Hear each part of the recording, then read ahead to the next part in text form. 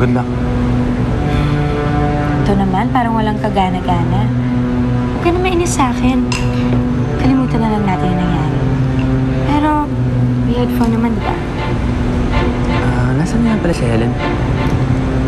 Bakit mo naman siya hinahanap? Kasi parang mas maayos siyang kausap eh. Well, sorry, hindi ko alam kung nasan siya ngayon. Kanina ko pa siya hinahanap. Baka siguro may kausap na yung lalaki. Kasi meron ako palagi nakikita sumusundo sa kanya. Baka boyfriend niya. Don't look at me like that.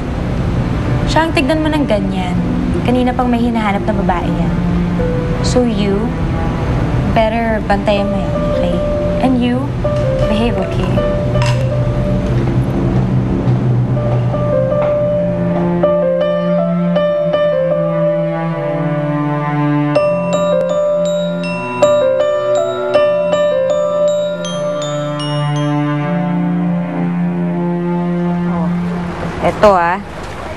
Ito, emergency money natin to.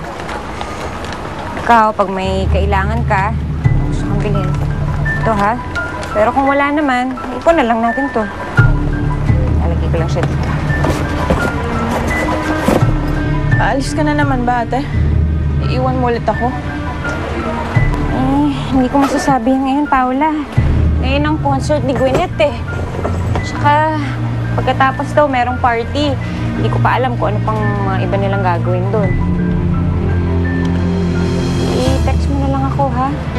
Tsaka, huwag mo nang patulan yung mga tao dito sa bahay. Walang bahala kay Itay, ha? Sige na.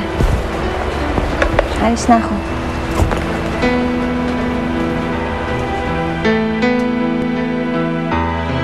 Gusto ko pong magpasalamat sa inyong lahat.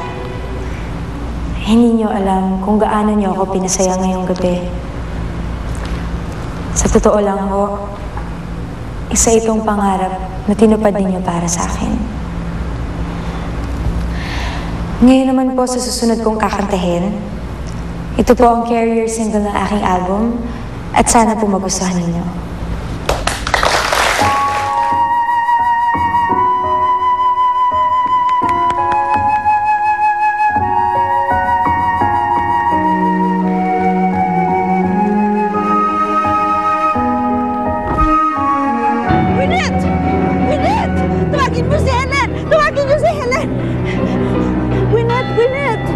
Tumawag ka ng doktor! Gwyneth! Gwyneth! Gwyneth! Gwyneth! Si Helen! Tulungan yun! Doktor! Doktor! Tumawag kayo ng doktor! Gwyneth! Gwyneth! Gwyneth! Gwyneth! Anak! Ano? Gwyneth! Gwyneth!